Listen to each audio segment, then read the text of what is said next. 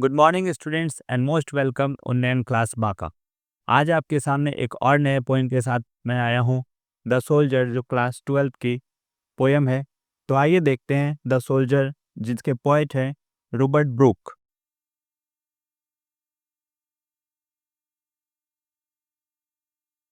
First of all we know about the poet. हम लोग poet के बारे में जानेंगे।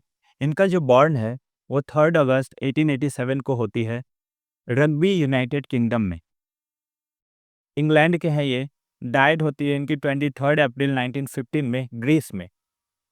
ही is remembered as a war poet. इनको एक वॉर पोइट के नाम से भी याद किया जाता है।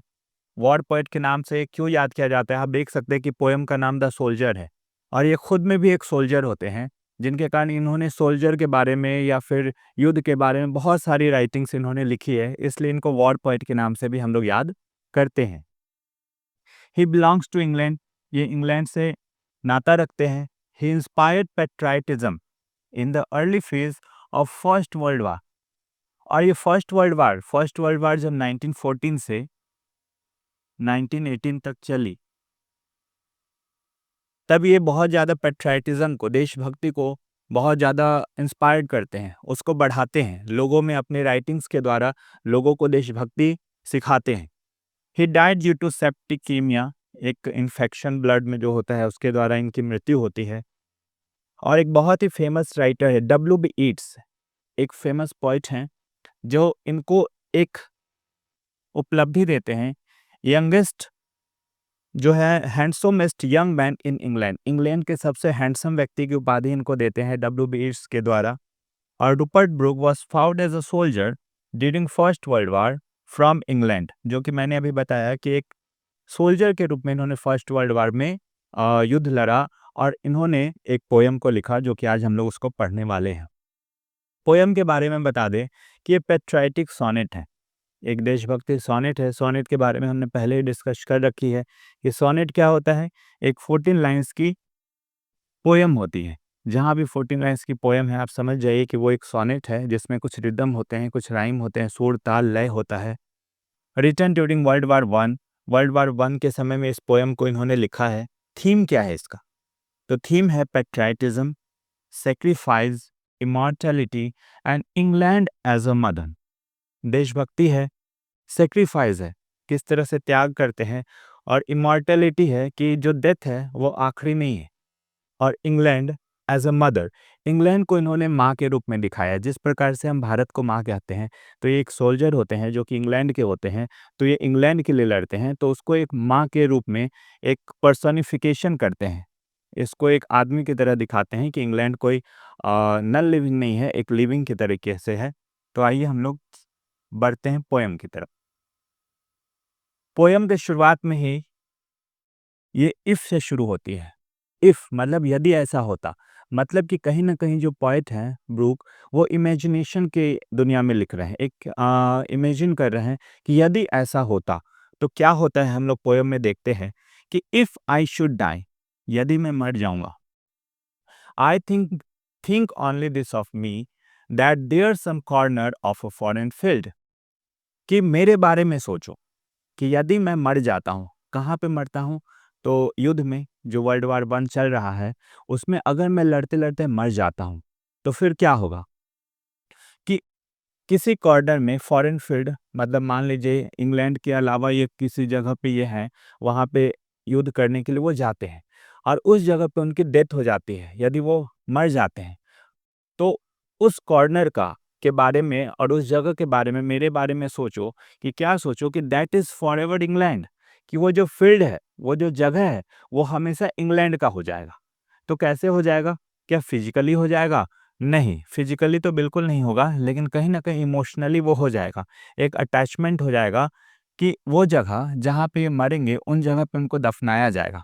जब दफनाया जाएगा, तो वो जगह इमोशनली या अ इनडायरेक्टली, क्योंकि मैं सोल्जर हूँ इंग्लैंड का, तो वो जगह पे जहाँ दफनाया जाएगा वो इनडायरेक्टली इंग्लैंड का हो जाएगा।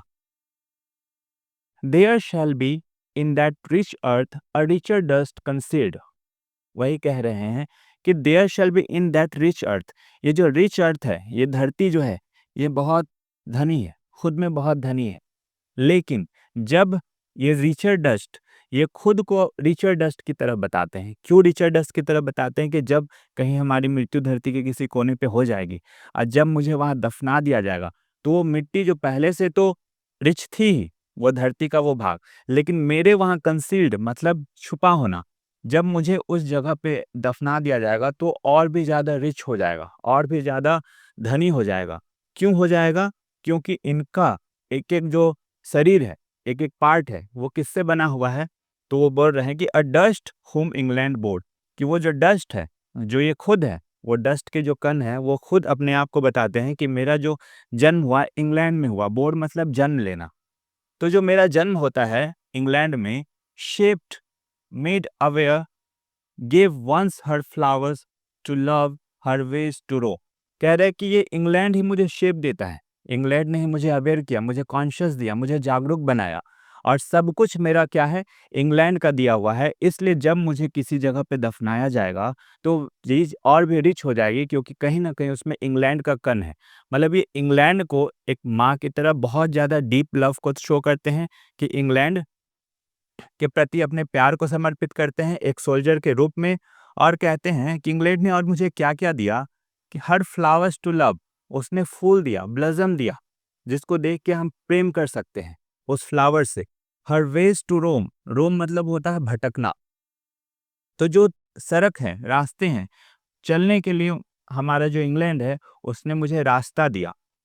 A body of England's breathing English air, जो शरीर है वो भी इंग्लैंड का है, जो कि इंग्लिश की हवा में, मतलब कि इंग्लैंड की वो हवा में सांस ले रही है। Washed by the rivers, blessed by suns of home, ये कह रही है कि जो रिवर है उसके द्वारा वॉश्ड किया जा रहा है, मतलब उसके द्वारा मैं स्नान कर रहा हूँ। और blessed by suns of home, जो घर है, जो होम है मेरा, वो सन्स के द्वारा आशीर्वाद दिया जा रहा है। मतलब कहीं ना कहीं जो सन की रोशनी है, वो एक आशीर्वाद, एक ब्लेसिंग के रूप में दिखाया जा रहा है। जो रिवर है उसी में हम स्नान कर रहे हैं। मतलब सब चीज़, चाहे पानी हो, नदी हो, या पहाड़ हो, हवा हो, फ्लावर हो, पेड़ पौधे हो, सब कुछ इस सोल्जर को, रूबर्ट ब्रूक को किसने दिया? तो इंग्लैंड ने दिया। इसलिए इंग्लैंड से इनको बहुत ज़्यादा प्रेम होता है, और अपने डीप प्रेम को वो बताते हैं कि सब कुछ मेरे अंदर, जो चीज़ से मैं बना हूँ, जिस तत्व से बना हूँ, वो किसका है? इंग्लैंड का है। इसलिए मुझे जहाँ दफनाया जाएगा वो चीज़ और भी ज़्यादा रिच हो जाएगा, क्योंकि इंग्लैंड का कण वहाँ पे पहुँच जाएगा। ये तो था पहला पैराग्राफ, जो कि 8 लाइन का है। और आगे जो है सिस्टेट पार्ट है 6 लाइन का। इसमें ये क्या कहते हैं? And think this heart all evil shadowing, सोचिए कि जो मेरा हर्ट है, जो मेरा हृदय है, उसमें सारे एविल, एविल मतलब होता है बुराई, जो बुराई है वो शेड अवे होता है। कि जब मेरी मृत्यु हो जाएगी, जब मैं मर जाऊंगा, तो जितने भी अंदर मेरी बुराइयां हैं मेरे हृदय में, वो सारे के सारे शेड अवे हो जाएंगे, वो सारे के सारे खत्म हो जाएंगे। A pulse in the eternal mind, no less, gives somewhere back the thoughts by England given। कह रहे हैं कि पल्स, जब व्यक्ति कॉन्शियस होता है, जीवित होता है, तो उसके पल्स हैं। तो वो जब मरने के बाद वो सारे इटर्नल माइंड में पहुंच जाएंगे, अनकॉन्शियस माइंड में पहुंच जाएंगे। मतलब कि जब मैं मर जाऊंगा, तो सारी जो जीवित चीजें हैं, जो भी यादें हैं, वो सारे मेरी कहाँ चली जाएगी? इटर्नल माइंड के पास चली जाएगी। Gives somewhere back the thoughts by England given. और वो क्या सोचेगी? जो भी इंग्लैंड ने हमें विचार दिए हैं, जो हमें इंग्लैंड ने हमें जीना सिखाया, जो हमें जीवित रहने के लिए हर एक चीज़ दिए हैं, जो कि पिछले पैराग्राफ में हमने डिस्कस की, वो सब सारे विचार बैक मेरे दिमाग में आने लगेंगे। कब आने लगेंगे? जब मैं मर जाऊंगा। हर साइड्स, उसके जो दृश्य हैं, जो अच्छे दृश्य हमने इंग्लैंड में देखे हैं, एंड साउंड्स, जो हमें आवाज़ दी है, जो गाने दी हैं, जो सॉन्ग्स हम सुनते हैं, वो सारा कुछ हमारे सपने में आएगा। ड्रीम्स हैप्पी एज हर डे, जैसा कि उसका दिन खुशनुमा होता है, वो इंग्लैंड का, वो सब सारा कुछ हमारे सपने में वापस आएगा। एंड लाफ्टर, और जो खुशी है, जो हंसी है, लर्न ऑफ फ्रेंड्स, जो हमने दोस्तों के साथ बिताए हैं, सीखे हैं, एंड जेंटलनेस, जो सभ्यता हमने सीखी है, in hearts at peace under an England heaven, वो सब सारे के सारे हमारे हृदय में एक शांति, देंगे, हमें शांत करेंगे हमारे मरने के बाद, और वो सब सारा कुछ कहाँ होगा?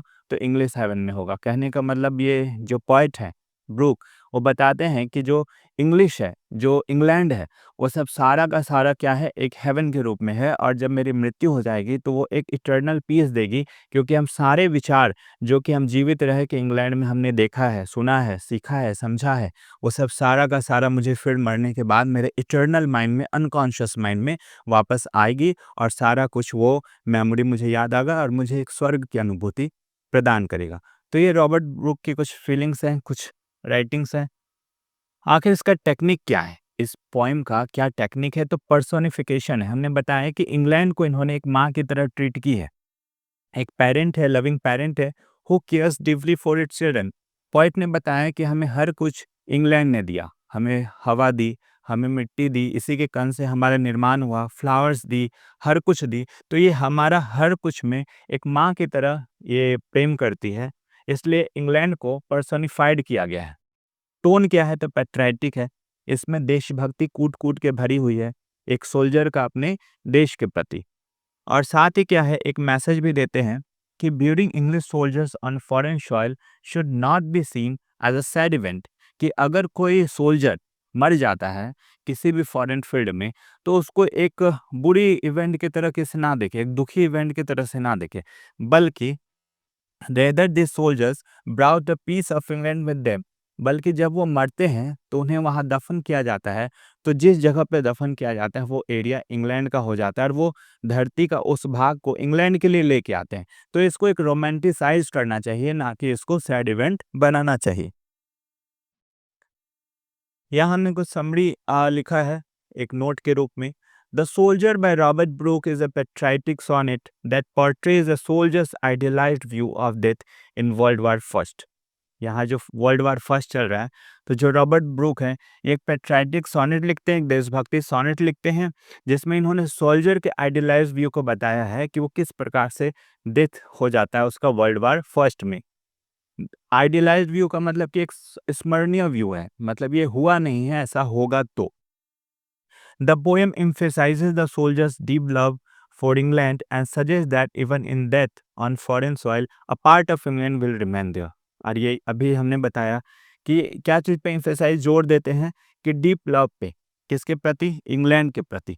और सजेस्ट देते हैं कि जब उनका डेथ होगा तो जो फॉरेन का सॉइल होगा वो इंग्लैंड के लिए रिमेन हो जाएगा, वो इंग्लैंड का हो जाएगा हमेशा के लिए। नॉट फिजिकली, नॉट भौतिक रूप से जो होगा, बल्कि किस रूप से? इमोशनली अटैचमेंट हो जाएगा कि यहाँ पे कहीं न कहीं हमारे देश के लोग हैं।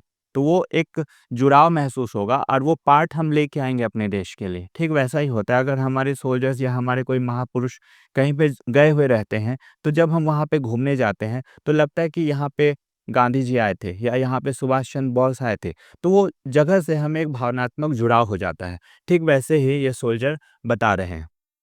It's the romanticized vision of war focusing on the soldier's sacrifice and the enduring connection between a soldier and his homeland.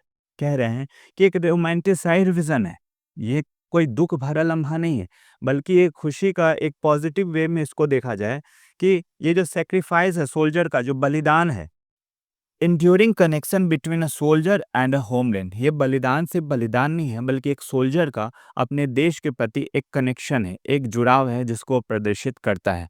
तो ये रॉबर्ट ब्रूक का एक पोयम था सोल्जर के बारे में, जिसमें कि वो एक सोल्जर के बारे में बताते हैं, और वो खुद एक सोल्जर हैं, तो वो इस भावना को, इस फीलिंग को अच्छे से जी रहे हैं। तो इसके बाद पोयम समाप्त होता है। Thank you so much.